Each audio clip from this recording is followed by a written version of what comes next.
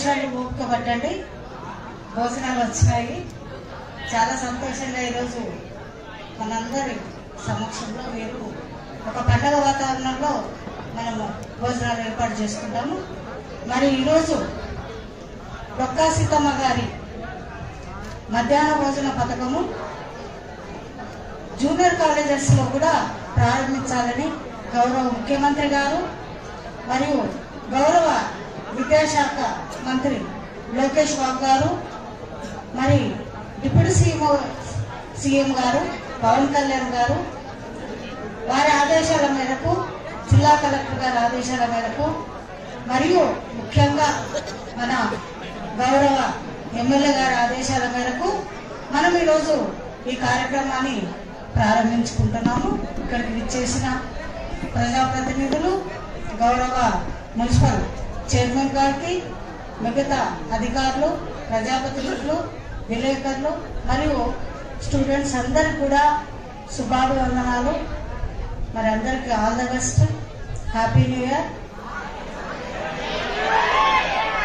Okay.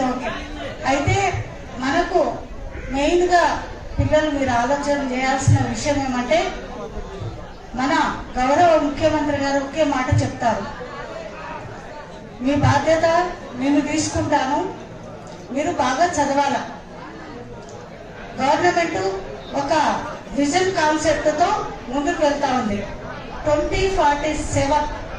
ఈ vision concept అనేది చాలా దూరదృష్టితో గౌరవ ముఖ్యమంత్రి గారు మంచి ప్లానింగ్ తో ప్రతి విషయాన్ని కూడా, ప్రతి యూనిట్ లో కూడా మనం ఒక గోల్ లక్ష్యాన్ని పెట్టుకొని ముందుకు వెళ్ళాలని అధికారులకు అందరికి కూడా ఆదేశాలు ఇచ్చి ఉన్నారు.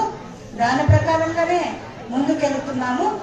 మరియు మీ అందరికీ తెలుసు, డొక్కా సీతమ్మ గారి పేరు మధ్యాహ్న భోజన పథకానికి ఎందుకు పెట్టారనేది మీ అందరికీ తెలుసు.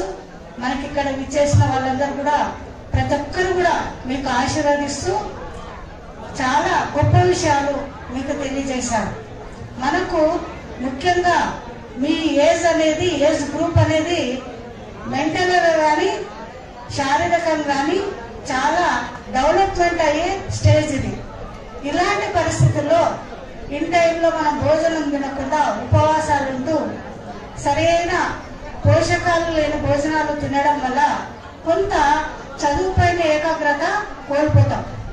కాబట్టి మన గవర్నమెంట్ చాలా ఉన్నతంగా ఆలోచన చేసి మరి మీకు ఈ మధ్యాహ్న భోజన పథకం అనేది మనం పెట్టడం వల్ల పిల్లల చదువుతో పాటు వాళ్లకు మంచి ఆహారాన్ని అందించడం వల్ల వాళ్ళు మంచిగా ఆరోగ్యవంతులుగా ఉంటూ మంచిగా చదువుకోవడానికి అవకాశం కల్పించడం జరుగుతుందని మన గౌరవ ముఖ్యమంత్రి గారు నారా చంద్రబాబు నాయుడు గారు మరి ఈ విషయాన్ని ఆలోచన చేసి ముందుకు తీసుకెళ్లారు. మరి సార్ వాళ్ళందరూ కూడా మనము చప్పట్లతో కృతజ్ఞతలు తెలియజేద్దాం. గట్టిగా చప్పట్లు కొట్టండి. ఎందుకనంటే మేము కూడా మీ ఏజ్ నుంచి బయటకు వచ్చిన వాళ్ళమే. మేము చదువుకోవడానికి వేరే ఊరు వెళ్ళినప్పుడు ఎంత ఇబ్బందులు ఎదుర్కొన్నామనేది మాకు తెలుసు. కానీ ఎన్ని ఇబ్బందులున్నా మన గవర్నమెంట్ ఇచ్చిన అవకాశాన్ని సద్వినియోగపరచుకొని మనం మంచి భవిష్యత్తుకు ఒక లక్ష్యాన్ని ఏర్పరచుకొని ముందుకెళ్లాల్సిన బాధ్యత మనకు ఉండాలి.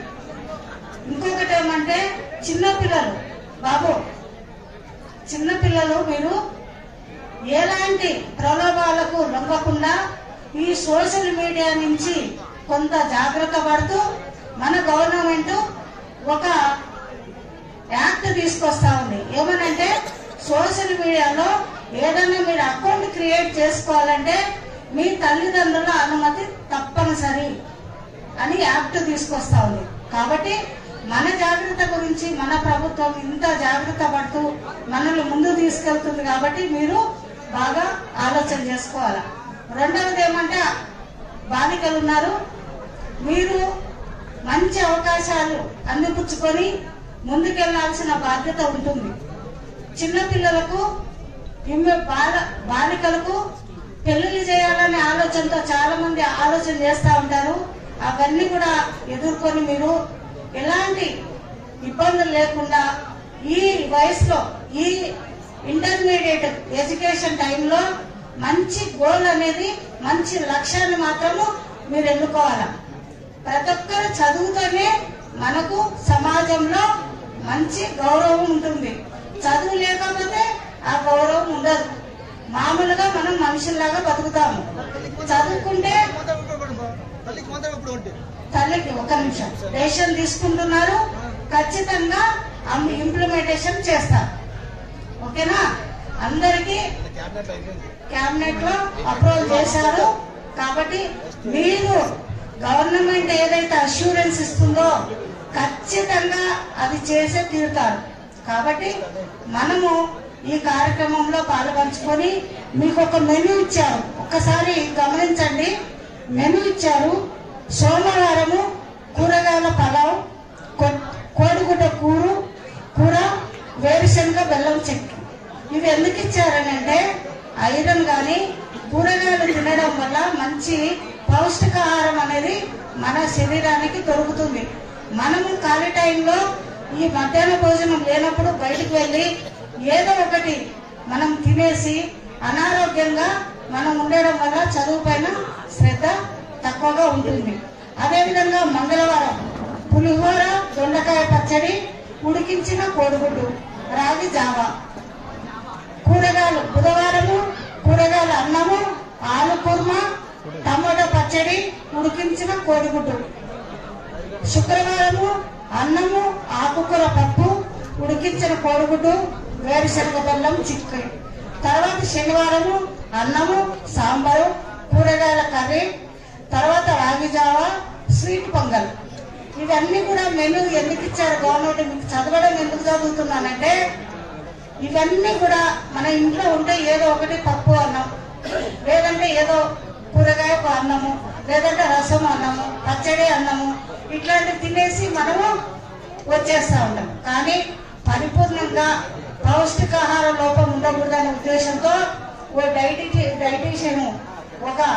డైటీషియన్ యొక్క అబ్జర్వేషన్ లో, వాళ్ళ డైరెక్షన్ లో ఈ మిడ్ డే మీల్స్ సంబంధించిన మన మెనూ అనేది ఇచ్చారు.